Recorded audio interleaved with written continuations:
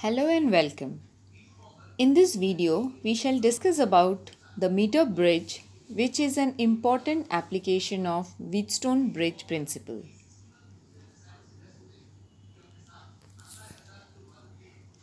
A meter bridge is also called as slide wire bridge. It is the practical application of Wheatstone bridge that is used to measure an unknown resistance. The principle is based on the principle of Wheatstone bridge. When the bridge is balanced, P upon Q is equals to R upon S. This is how the circuit diagram looks like. Construction. It consists of 1 meter long wire as shown in the figure AB of uniform cross section stretched along a meter scale fixed over a wooden board and with its two ends clamped to two L-shaped thick copper strips A and B. Between these two copper strips, another copper strip is fixed so as to provide two gaps. A resistance box RB is connected in one gap as shown in the figure, it is the left gap, and the unknown resistance S is connected in the other gap, that is the right hand gap. A source of EMF E is connected across AB.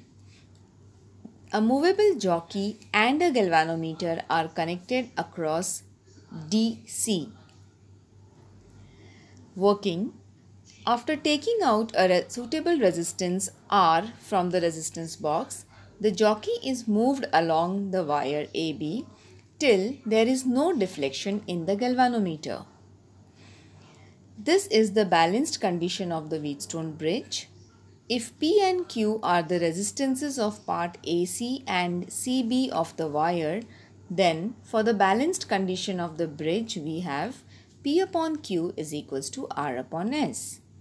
Please note, P stands for the resistance of the part AC of the wire, Q is the resistance of the part CB of the wire, R is the resistance taken out from the resistance box, and S is the resistance connected across the gap which is unknown.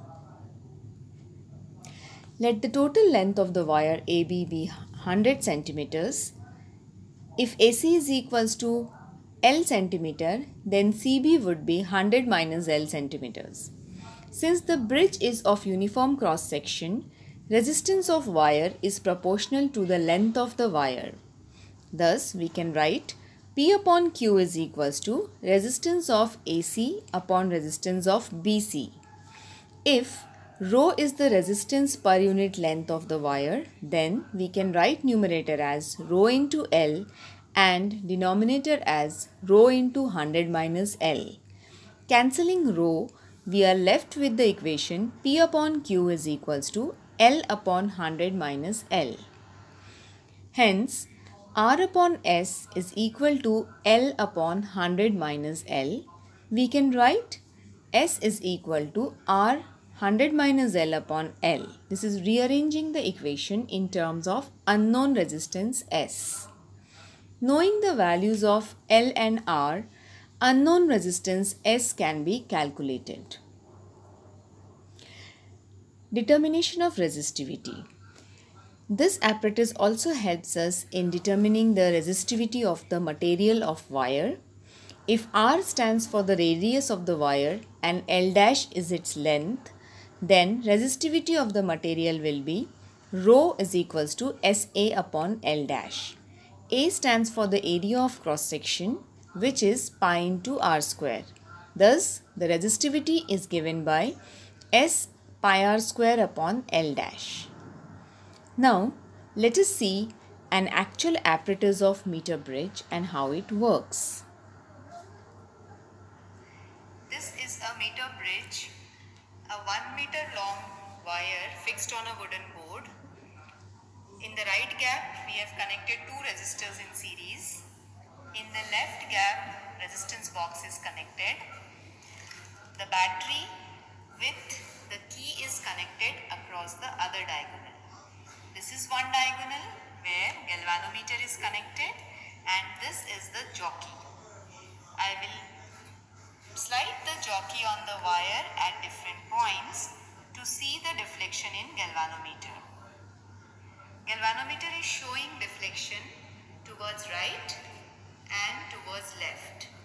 I am finding the null point on the wire. It is the point where galvanometer shows zero deflection.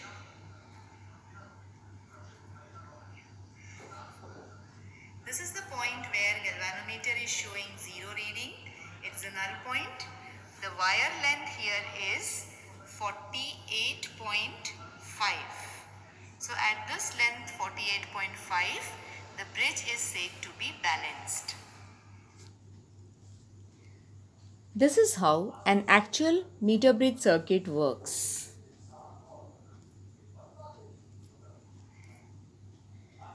Thank you. For queries in physics, log on to www.rupaliday.com.